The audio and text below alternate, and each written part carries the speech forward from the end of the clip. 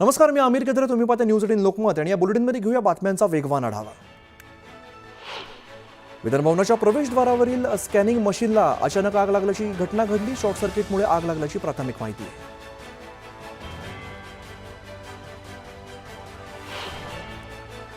संतोष देशमुख हत्या प्रकरणातील पुढील सुनावणी 3 जूनला पार पडणार आहे, तर विष्णू चाटेचा अर्जावरील निकाल हा राखून ठेवण्यात आला आहे. बंद ठेवल्याने निषेध व्यक्त केल्याने न्याय मिळतो का? देवटे मारहाण प्रकरणावरती धनंजय देशमुखांनी प्रतिक्रिया दिली आहे, तर मनोज जरांगे जी दिशा ठरवतील ती मान्य असणार असल्याचंही त्यांनी सांगितलं. कृषी मंत्री माणिकराव कोकाटे यांच्या उपस्थितीत नाशिक जिल्ह्यात खरीप हंगाम आढावा बैठक पार पडली. यावेळेला कृषी विभागाचं व्हॉट्सअप चॅनलचं कृषी मंत्र्यांच्या हस्ते उद्घाटन पार पडलं, तर केंद्रीय कृषी मंत्री शिवराज सिंग चौहान व्हिडिओ कॉन्फरन्सिंगद्वारे बैठकीला हजर होते. केंद्राच्या शिष्टमंडळावरून संजय राऊतांनी केलेल्या टीकेला शरद पवारांनी प्रत्युत्तर दिलंय. जागतिक प्रश्नावरती पक्षीय भूमिका घ्यायची नसते, तर इथं स्थानिक राजकारण आणू नये ही आमची भूमिका असल्याचं पवारांनी स्पष्ट केलं. उपमुख्यमंत्री अजित पवार बीड दौऱ्यावरती आहेत. यावेळेला त्यांनी परळीतील प्रभू वैद्यनाथाचं दर्शन घेत पूजा केली आहे. यावेळी त्यांच्यासोबत पंकजा मुंडे आणि धनंजय मुंडे उपस्थित होते. हेरगिरीच्या आरोपाखाली अटक केल्यानंतर ज्योती मल्होत्रावर मेटाने मोठी कारवाई केलेली आहे. ज्योती मल्होत्राचं इंस्टाग्राम अकाउंट सस्पेंड करण्यात आलं. पाकिस्तानसाठी हेरगिरी केल्याचा आरोप असलेली युट्यूबर ज्योती मल्होत्राच्या अटकेनंतर ज्योतीची पाकिस्तानी बहीण तिच्या समर्थनार्थ पुढे आली आहे. पाकिस्तानी पत्रकार आणि सोशल मीडिया इन्फ्लुएन्सर हिरा बतूल हिने सोशल मीडियावरती पोस्ट करत ज्योतीच्या अटकेला विरोध केला आहे. ज्योती मल्होत्राने पहलगाम हल्ल्याच्या संदर्भात सोशल मीडियावरती पोस्ट केली होती. यामध्ये ती दहशतवादी हल्ल्याचा उल्लेख करत होती, मात्र या हल्ल्यासाठी पाकिस्तानला जबाबदार असल्याचा कुठलाही उल्लेख तिने केलेला नाहीये. तर दुसरीकडे तिची मानलेली बहीण हिरा बतूल अटारी वाघा बॉर्डरवरील भारतीय सुरक्षा चौकी दाखवत असल्याचं दिसून येत आहे. हरियाणाच्या नूहमध्ये हेरगिरी करणाऱ्या नेटवर्कचा पर्दाफाश करण्यात आला आहे. हरियाणा पोलीस आणि केंद्रीय तपास यंत्रणेने हेरगिरीच्या आरोपाखाली अजून एका आरोपीला अटक केली आहे. आरोपी हनीफवरती पाकिस्तानच्या सांगण्यावरून गुप्तहेरी केल्याचा आरोप आहे. हेरगिरी प्रकरणात अटक झाल्यानंतर कौशल्य ट्रिप या ट्रॅव्हल कंपनीने ज्योती मल्होत्रासोबत व्यावसायिक संबंध संपवलेत. कौशल्य ट्रिप कंपनीने सोशल मीडियावर ज्योतीसोबत कोलॅबोरेशन केलेलं होतं. कंपनीने ज्योतीसोबत तयार केलेले सर्व ट्रॅव्हल व्हिडिओ त्यांच्या सोशल मीडिया प्लॅटफॉर्मवरून डिलीट केले. युट्यूबर ज्योती मल्होत्राच्या अटकेनंतर आता देशभरातून ISIच्या गुप्तहेरांचं अटकसत्र सुरू झालेलं आहे. उत्तर प्रदेश ATSने पाकिस्तानची गुप्तचर संस्था ISI साठी काम करणाऱ्या गुप्तहेर शेहजादला अटक केली आहे. आरोपी शेहजाद हा उत्तर प्रदेशातील रामपूरचा रहिवासी आहे.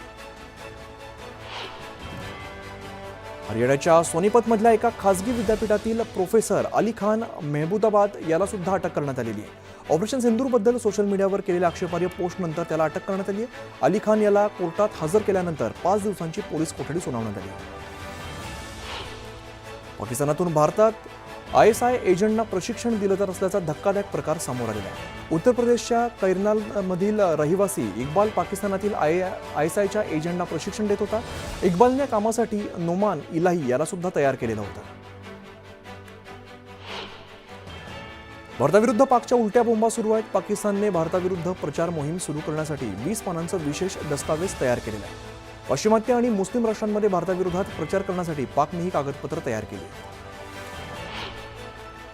अमृतसरच्या गोल्डन टेम्पलला सुद्धा पाकिस्तानच्या टार्गेटवरती होतं अशी माहिती समोर येते. भारतीय सैन्याला मिळालेल्या माहितीनुसार पाकच्या महत्त्वाच्या टार्गेटवरती अमृतसर इथलं गोल्डन टेम्पल होतं, मात्र भारतीय सैन्याने पाकच्या या नापाक कुरापतींना पूर्ण होऊ दिलेला नाहीये. ऑपरेशन सिंदूर अजून संपलेलं नाहीये. सध्या तात्पुरत्या स्वरूपात स्थगित करण्यात आलंय. ऑपरेशन सिंदूरचं अकराळ विक्राळ रूप अजून सुद्धा बाकी आहे असं वक्तव्य 15 इन्फंट्री डिव्हिजनचे major general Kartik C Seshadri यांनी केलेलं आहे. अमृतसर विमानतळावरती भारतीय सैन्य सतत लक्ष ठेवून असून त्यांच्याकडून जय्यत तयारी सुद्धा सुरू आहे. आकाश मिसाईल प्रणाली कशी काम करते याचं प्रात्यक्षिक पंजाबच्या अमृतसरमध्ये भारतीय सैन्यानं दाखवलेलं आहे. L-17 एअर डिफेन्स गन आणि भारताच्या एअर डिफेन्स सिस्टीमने अमृतसरच्या सुवर्ण मंदिरावर होणारे हल्ले रोखलेत.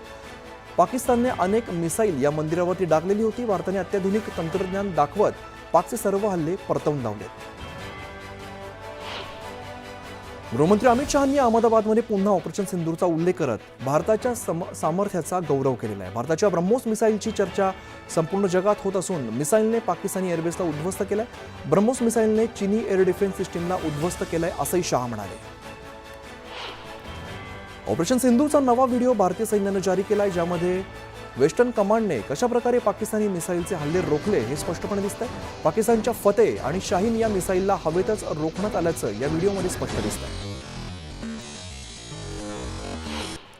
भारत पाकिस्तानच्या तणावाच्या पार्श्वभूमीवर भारतीय नौदलानं एक व्हिडिओ जारी केलेला आहे. या व्हिडिओमध्ये नौदलाची युद्ध क्षमता, अत्याधुनिक हत्यारांची झलक या व्हिडिओमध्ये बघायला मिळते. भारतीय लष्कराच्या वेस्टर्न कमांडने आणखीन एक नवा व्हिडिओ जारी केलेला आहे, ज्यामध्ये भारताच्या हवाई संरक्षण गनर्सनी जलद कारवाई करत पाकिस्तानने ड्रोनद्वारे केलेले हल्ले कसे परतवून लावलेत हे दाखवण्यात आलंय.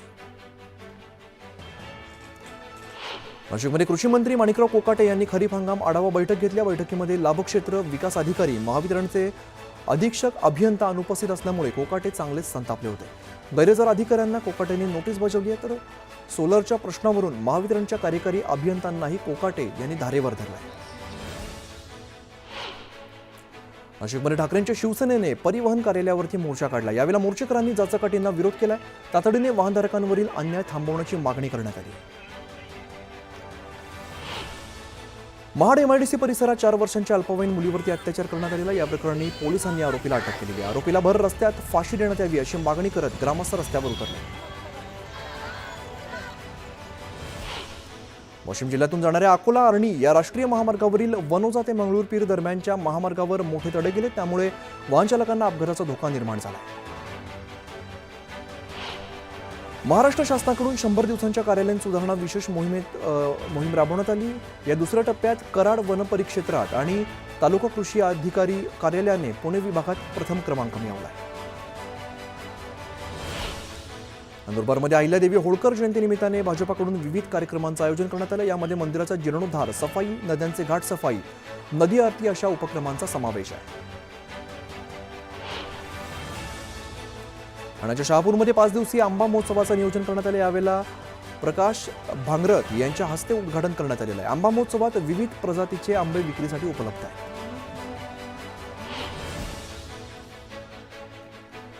बीडमध्ये विष्णू चाटेने डिस्चार्ज अर्ज मागे घेतलेला आहे. निर्दोष असल्याचा अर्ज विष्णू चाटेने कोर्टात दाखल केलेला होता. जळगाव जिल्ह्यातील सावदा इकडे रुग्णांच्या सोयीसाठी भव्याचं नवीन ग्रामीण रुग्णालय उभं करण्यात आलंय. मात्र रुग्णालयाला छत्रपती शिवाजी महाराज यांचं नाव द्यावं अशी मागणी करत शिवसेनेसह भाजपानं उपोषण केलंय. वसईमध्ये आमदार स्नेहा दुबे पंडित यांच्या नेतृत्वात वसईत तिरंगा रॅली काढण्यात आली. यावेळेला मोठ्या संख्येने नागरिकांनी सहभाग घेतला. रायगडच्या महाड शहरामध्ये तिरंगा रॅलीचं आयोजन करण्यात आलं. यावेळेला नागरिकांसह सैन्य दलातील सेवानिवृत्त अधिकाऱ्यांनी मोठ्या संख्येने उपस्थिती लावली. दरम्यान रॅलीमध्ये जोरदार घोषणाबाजी करण्यात आली. ऑपरेशन सिंधूरच्या यशानंतर भाजपाच्या वतीने यवतमाळच्या पुसद तालुक्यात सिंदूर सन्मान तिरंगा रॅली काढण्यात आली. यावेळेला भारत माता की जय या घोषणा देण्यात आल्या. जळगावच्या सावदा रेल्वे स्थानकावरती अमृत भारत योजनेअंतर्गत यात्री सुविधांमध्ये सुधारणा करण्यात आली आहे. यामध्ये नवीन सुविधांचा 21 मे रोजी लोकार्पण सोहळा आयोजित करण्यात आला आहे. येतव या ॲपच्या माध्यमातून सिंधुदुर्ग जिल्ह्यातील नवीन गोष्टी करण्याचा प्रयत्न केला जातो. या ॲपमुळे जिल्ह्याच्या अर्थकारणाला निश्चित चालना मिळेल असं प्रतिपादन मत्स्य व्यवसाय मंत्री नितेश राणे यांनी केलं आहे. भुसावळमधील प्रसिद्ध हृदयरोग तज्ज्ञ सचिन पाटील यांचा गौरव करण्यात आलाय. वैद्यकीय सेवेचा अभिमान आमच्या फेकरीचा गौरव या भावनेतून हा सत्कार करण्यात आलेला आहे. यावेळेला राज्यमंत्री रक्षा खडसे यांच्या हस्ते त्यांचा सत्कार करून त्यांना सन्मानित केलं. पिंपरी चिंचवडमधील भटक्या कुत्र्यांना विष देऊन ठार मारल्याप्रकरणी पोलिसांनी एका उच्च शिक्षित तरुणाला अटक केली. त्याने 12 भटक्या कुत्र्यांवरती विषप्रयोग करण्याचा प्रयत्न केला होता. त्यामध्ये 8 कुत्र्यांचा तडफडून मृत्यू झाला आहे. धाराशिवमध्ये रखडलेल्या रस्त्याचं काम पूर्ण करण्यात यावं या मागणीसाठी गावकऱ्यांनी रस्त्यावरती खड्डा खोदून स्वतःला अर्ध गाडून घेत आंदोलन केलंय. त्यामुळे दोन्ही मार्गांवरील वाहतूक काही काळासाठी बंद झाली. वाशिम कृषी उत्पन्न बाजार समितीत काळ्या हळदीची आवक वाढलेली आहे. या हळदीला प्रति क्विंटल 22,000चा दर मिळालेला आहे. ही काळी हळद संधिवात, यकृताचे रोग आणि त्वचेचे विकार यासह इतर आजारांसाठी गुणकारी आहे. वाशिम जिल्ह्यात खरीप हंगामासाठी आतापर्यंत 45,633 शेतकऱ्यांना 457 कोटी 45 लाखांचं कर्ज वितरित करण्यात आलेलं आहे. अनेकांनी कर्जाची परतफेड न केल्यामुळे कर्ज देण्याची गती मंदावली. उल्हास नदीच्या पात्रात मोठ्या प्रमाणात मातीचा भराव टाकून नदीचं पात्र अरुंद केलं जातं, त्यामुळे दरवर्षीपेक्षा यंदा पुराचा धोका वाढलेला आहे. पुराचा धोका वाढल्यामुळे बदलापूरकर चांगलेच धास्तावले. नाशिकमधील नामपूरच्या स्मशानभूमीतील धक्कादायक प्रकार समोर आलाय. एका महिलेवरती अंत्यविधी केल्यानंतर तिच्या अस्थी आणि राख गायब झालेले, त्यामुळे अघोरी कृत्याचा हा प्रकार असल्याचा संशय गावकऱ्यांनी व्यक्त केलाय. अमरावती जिल्ह्यातील तिवसा इथल्या धक्कादायक प्रकार एक समोर आलेला आहे. एका 39 वर्षीय विवाहित पुरुषाने आणि 16 वर्षीय अल्पवयीन मुलीने विष प्राशन करून आत्महत्येचा प्रयत्न केलाय. दोघे बेशुद्ध अवस्थेत आढळल्यानंतर त्यांना रुग्णालयात दाखल करण्यात आले. शिक्षकांच्या विविध प्रलंबित मागण्यांसाठी बच्चू कडू आक्रमक झालेत. बच्चू कडू आज शिक्षकांच्या विविध प्रश्नांसाठी, प्रलंबित मागण्यांसाठी अमरावतीच्या गुरुकुंज मोझरी या ठिकाणी आंदोलन करत आहेत. संत तुकाराम महाराजांच्या पालखी रथाला आणि चौघडा गाडीसाठी जुंपण्यासाठी प्रथमच श्री संत तुकाराम महाराज संस्थांच्या वतीने स्वतः बैलजोडींची खरेदी करण्यात येणार आहे. त्यामुळे प्रचलित बैलजोडी निवड प्रक्रिया आणि रथाला बैलजोडी जुंपण्याची प्रथा ही आता बंद होणार आहे. 29 मे ते 12 जून दरम्यान देशभरातील 700 पेक्षा अधिक जिल्ह्यांमध्ये कृषी विज्ञान केंद्र आणि संशोधन संस्थांचे शास्त्रज्ञ थेट शेतकऱ्यांच्या भेटीला जाणार आहेत. ते शेतकऱ्यांशी संवाद साधून त्यांना मार्गदर्शन करतील आणि आधुनिक शेतीविषयी जागरूकता निर्माण करतील. पुण्यातील सावित्रीबाई फुले महाविद्यालयाच्या पिसोळीमधील नवीन इमारतीचं उद्घाटन करण्यात येत आहे. केंद्रीय राज्यमंत्री रामदास आठवले यांच्या हस्ते इमारतीचं उद्घाटन करण्यात आलं आहे. राज्यातील बाजार समित्यांमध्ये 36,000 क्विंटल कांद्याची आवक झालेली आहे. कांद्याला सरासरी 1200 रुपयांचा दर मिळाला आहे. राज्यातील बाजार समित्यांमध्ये गव्हाची आवक घटली आहे. दौंड बाजार समितीत 69 क्विंटल गव्हाची आवक झाली आहे. या गव्हाला सरासरी 2700 रुपये इतका दर मिळतो. करमाळा तालुक्यातील पश्चिम भागात वादळी वाऱ्यासह अवकाळी पावसानं हजेरी लावली. जिंती परिसरात केळी पिकाचे मोठं नुकसान झालंय. केळी पीक भुईसपाट झाले, त्यामुळे नुकसानग्रस्त शेतकऱ्यांना नुकसान भरपाई द्यावी अशी मागणी शेतकरी करतात. चांदवड भागात अवकाळी पावसाने कहर केलाय. वडगावातील पंगू या ठिकाणी पोल्ट्री फार्मच्या शेडवर वीज पडली आणि 2000 कोंबड्यांचा मृत्यू झाला. बुलढाणा जिल्ह्यात अवकाळी पावसानं जोरदार हजेरी लावली. यावेळेला वीज कोसळल्यामुळे 4 जनावरांचा मृत्यू झालाय, त्यामुळे शेतकऱ्यांचं मोठं नुकसान झालंय. कर्नाटकात मुसळधार पावसानं हजेरी लावली. मुसळधार पावसामुळे अनेक भागात पाणी साचल्यामुळे नागरिकांची चांगलीच तारांबळ उडाली.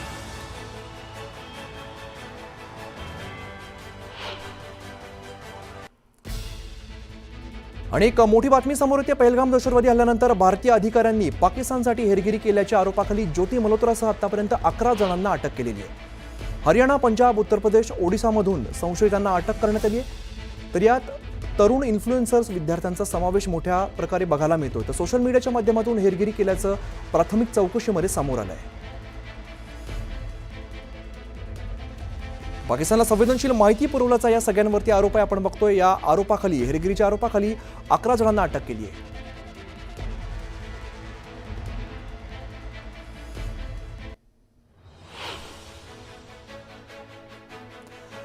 मनमाडमध्ये अवकाळी पावसाने जोरदार हजेरी लावली. त्यामुळे रेल्वे स्टेशनचं छत गळू लागल्यामुळे प्रवाशांना अडचणींचा सामना करावा लागला. दरम्यान तातडीने छत दुरुस्ती करण्याची मागणी नागरिक करतात.